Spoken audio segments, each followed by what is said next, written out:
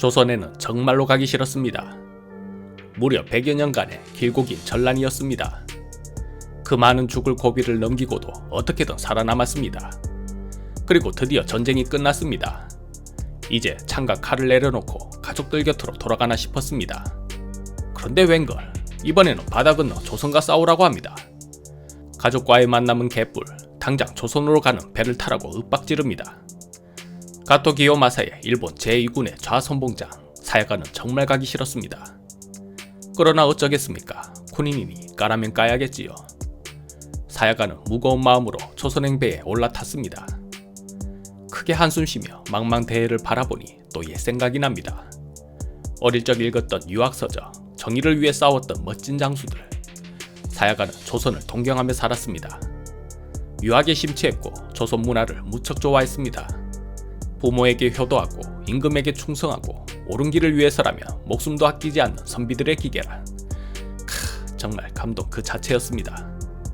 거기에 비하면 일본의 문화는 맨날 약탈에 살인, 배신에 배신, 때린 뒤통수 또 때리기 등등 특유의 저급한 풍속에 사야가는 수치심마저 들었습니다. 바다를 바라보며 사야가는 결심했습니다. 조선에 도착하면 제일 먼저 항복해야지.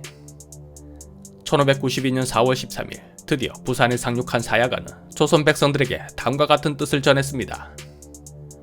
조선 백성들은 이 글을 보고 안심하고 절대로 동요하거나 흩어지지 말라. 나는 비록 선봉장이지만 일본을 떠나기 전부터 마음으로 맹세한 바가 있었으니 그것은 너희 나라를 치지 않을 것과 너희를 괴롭히지 않겠다는 것이었다. 그 까닭은 내 일찍이 조선이 예의의 나라라는 것을 듣고 오랫동안 조선의 문물을 사모하였다.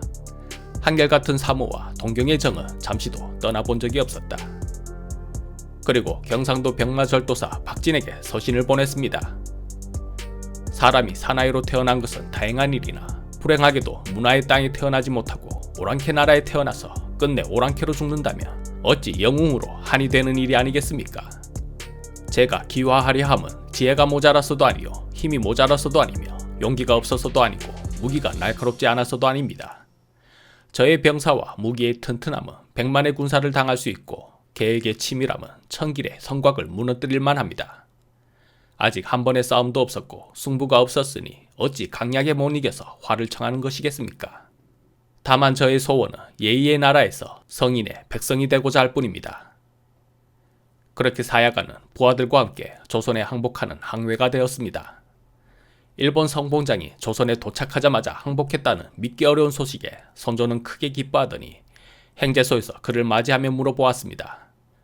그래, 일본인들은 칼을 다루는 솜씨가 좋다고 하던데 그대도 그러한가? 사야가는 자신의 검수를 직접 보여주었습니다. 그러자 여기저기서 감탄이 절로 나왔습니다. 정말 훌륭하구나. 그대가 우리 군사들에게 그 검수를 전수해준다면 큰 도움이 되겠구나. 뭐 다른 거 할 줄 아는 것은 없는가? 조총을 만들 줄 압니다. 더 이상 무슨 말이 필요하겠습니까? 사야가는 단번에 귀하시험에서 합격했습니다. 그는 조총 만드는 기술을 조선에 전수했습니다. 이순신가의 서신에서 나오듯이 사야가의 기술은 조선의 조총 개발에 중요한 역할을 했던 것으로 보입니다. 그는 조총 제조뿐 아니라 곽재우와 연합하여 전투에 참여했으며 경상도 의병들과 힘을 합쳐 경상 좌도 지역 18개의 읍성을 회복하는 데도 공을 세웠습니다. 정유재란 발발 후 의령 전투에서 활약했고 울산선 전투에서는 농성 중이던 가토의 일군을 섬멸하는 공을 세웠습니다.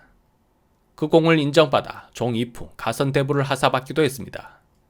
거기에 도원수 권율의 주청으로 선조로부터 김충선이라는 이름을 하사받았으니 사야가는 이제 완벽한 조선인이 되었습니다.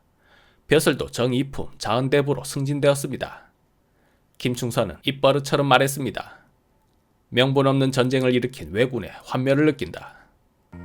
임진왜란이 끝난 후 김충선은 주로 북방에서 근무하며 경계 업무를 했습니다. 다른 항외들도 북방에 많이 배치되었는데 과거 비교적 남쪽의 따뜻한 지역에 살았던 항외들은 추운 북방 생활에 불만이 많았습니다. 그러다 1624년 이괄의 난이 터졌습니다. 이괄의 난에는 불만 많았던 항외들이 많이 가담했었는데 그중 서아지라는 항외의 무술이 장난이 아니었습니다. 일당백의 실력에 신출귀몰하니 조선은 도저히 서아지를 잡을 수 없었습니다. 그때 김충선이 출격하여 서아지의 목을 단번에 베어버렸다고 합니다.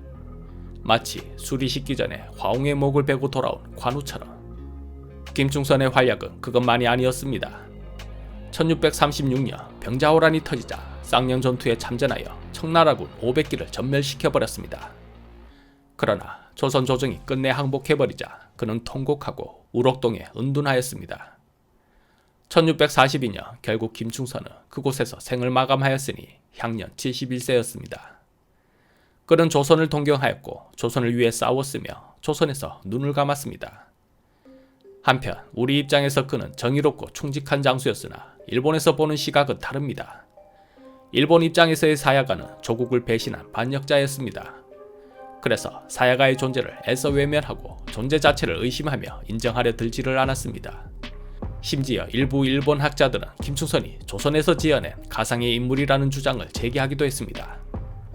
그러나 시간이 흐르면서 임진왜란에 대한 연구가 상당히 진보하였고 나카무라 히데타카 같은 학자들은 사야가가 실제 역사적 인물임을 밝혔습니다. 이러한 연구 덕분에 사야가의 존재는 일본 학계에서도 정설로 인정받게 되었습니다. 또한 인기 있는 역사작가 시바 료타로가 사야가에 관한 글을 쓰면서 그의 이야기가 대중에게 널리 알려졌습니다. 이에 많은 일본인 관광객이 한국을 찾아오는 계기가 되었습니다. 시바 료타로는 다음과 같이 말했습니다. 사야가는 자신의 판단으로 인생을 선택하고 나중에 멋진 한국 사람이 되었다. 마침내 사야가는 일본의 고등학교 국사교과서에도 실리게 되었고 그는 일본인 반역자가 아닌 평화주의자이자 인도주의자로서 역사에 남게 되었습니다. 항해는 사야가뿐만이 아니었습니다. 선조실록에 의하면 항해는 10,000명에 이를 정도로 많았다고 합니다. 그 중에는 사야가처럼 조선을 동경하여 항복한 자도 있겠지만 전세가 불리해지자 조선으로 돌아선 사람도 있었을 것입니다. 전국시대의 일본은 원래 그랬습니다. 전세가 불리해지면 배신을 밥 먹듯이 했지요. 어찌 보면 통일전 몽골군과 비슷한 것 같습니다. 그들도 따르는 대장이 나약하면 금방 배신하고 더 강한 대장에게 복종하는 것을 당연하게 여겼습니다. 그것은 전쟁이 난무하는 시대에 살아남기 위한 나름대로의 방법이었던 것 같습니다. 조선은 투항하는 항해들을 적극 받아들였고 전투에도 참가하게 하여 공을 세우게 해주었습니다. 항해들은 열심히 싸웠고 많은 공을 세웠습니다. 그중 유명한 몇 사람의 이야기를 더하여 보고 드리겠습니다. 어여문이란 사람이 있었습니다. 그도 항해를 후대하는 조선의 정책을 믿고 투항했습니다. 역시 칼솜씨가 대단하여 조정의 각별한 신임을 받았고 조선군의 훈련도 맡았습니다. 전국시대 100여 년 단련된 그들의 검술은 조선군을 사실상 압도하였습니다. 조선군에도 창검술을 연마한 부대가 있었지만 그들의 실력을 본 항해들은 조선의 창검술을 이렇게 평가했다고 합니다. 거의 동네 애들 수준이구만. 그 정도였으니 일본군과의 근접전에서는 답이 없었던 것입니다. 어여문은 귀하 후 조선에서 결혼도 하고 자식도 낳았는데 정유재란을 겪으며 일본군에게 잃어버렸다 합니다. 울산성 공략에서는 주로 첩보 활동을 펼쳤고 상당한 성과도 있었습니다.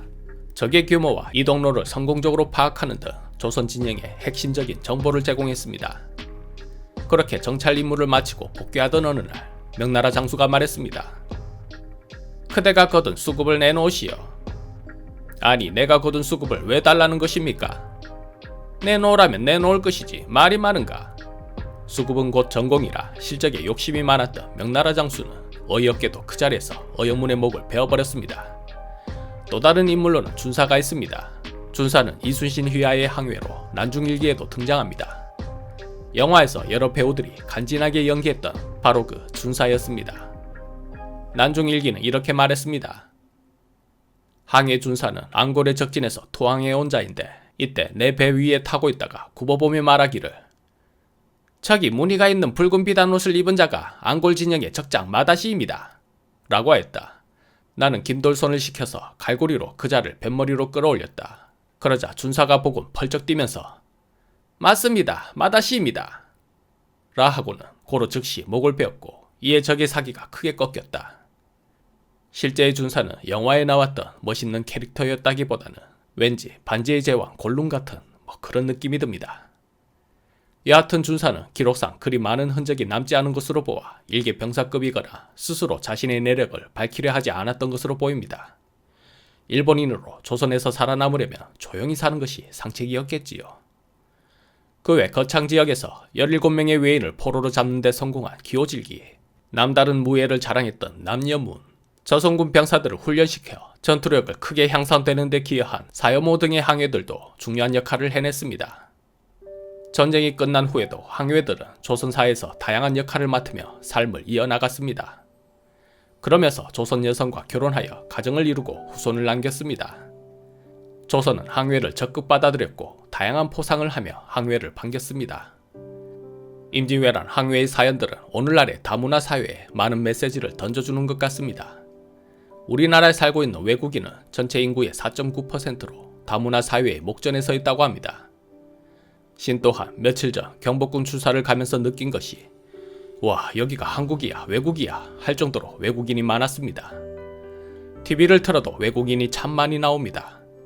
싫든 좋든 우리는 다양한 외국인과 함께 살아가야 하는 시대에 접해 있으니 예전과는 다른 시대에 사는 우리들이 항해의 역사가 주는 긍정적인 메시지를 기억하는 이유인 것 같습니다. 신이만 물러나옵니다. 최근 북한이 오물풍선을 보내어 문제가 되고 있습니다. 이는 우리나라의 민간단체들이 종종 북한으로 풍선을 이용해 전단, 케이팝, 드라마가 담긴 USB 드라이브 등을 보낸 것에 대한 보복이라 합니다. 그들은 두려워하고 있습니다. 한국 문화를 동경하는 북한의 사야가와 같은 존재가 발생하는 것을 말입니다.